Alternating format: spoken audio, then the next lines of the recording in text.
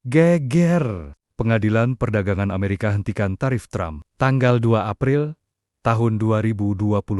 Presiden Donald Trump menggebrak panggung dunia dengan kebijakan tarif global sebesar 10% untuk hampir semua negara. Hari pembebasan, katanya sebuah langkah yang ia sebut sebagai penyelamat industri Amerika Serikat. Namun, di balik retorika itu, kekacauan mengintai. Pasar saham kolaps, para importir kecil merintih, dan negara-negara saingan mulai menyiapkan balasan. Hingga akhirnya, pada 28 Mei tahun 2025, 3 hakim dari Pengadilan Perdagangan Amerika Serikat masing-masing diangkat oleh Trump, Obama, dan Reagan mengeluarkan keputusan mengejutkan. Tarif Trump melampaui kewenangan konstitusional. Para hakim menegaskan bahwa konstitusi memberikan kendali atas perdagangan internasional kepada Kongres, bukan Presiden. Undang-Undang Darurat 109I, PA, yang dipakai Trump, tidak memberikan kekuasaan tak terbatas untuk menetapkan tarif secara sepihak. Reaksi pun langsung terpecah,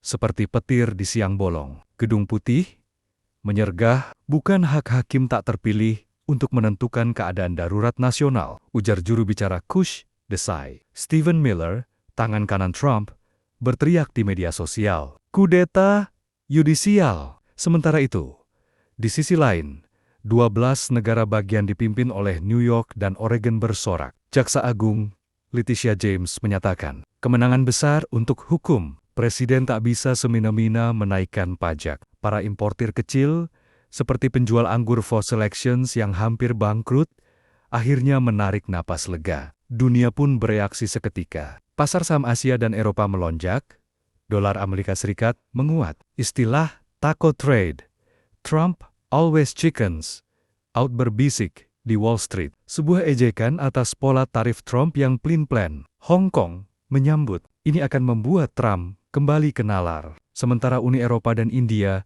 segera mempercepat negosiasi. Namun, pertarungan belum berakhir. Tim Trump langsung mengajukan banding ke pengadilan federal di Washington DC yang bisa berujung ke Mahkamah Agung. Di Kongres, Partai Republik pun terbelah. Sebagian membela presiden, sebagian lainnya membela kewenangan legislatif. Analis Goldman Sachs memperingatkan, Trump masih punya jalan memutar. Section 122 Undang-Undang Perdagangan bisa dipakai untuk menetapkan tarif darurat sebesar 15%. Section 301 bisa digunakan untuk memulai investigasi cepat. Bahkan, rancangan undang-undang One Big Beautiful Bill yang sedang digodok Kongres bisa membatasi kekuasaan pengadilan dalam menghukum presiden. Di balik herek-pikak tarif ini, dua pertanyaan besar menggantung. Sampai di mana kekuasaan presiden dalam keadaan darurat? Dan, bisakah sistem checks and balances Amerika Serikat bertahan dalam ujian populisme? Dari Amerika Serikat, reporter Sinar Indonesia Baru melaporkan untuk SIP TV.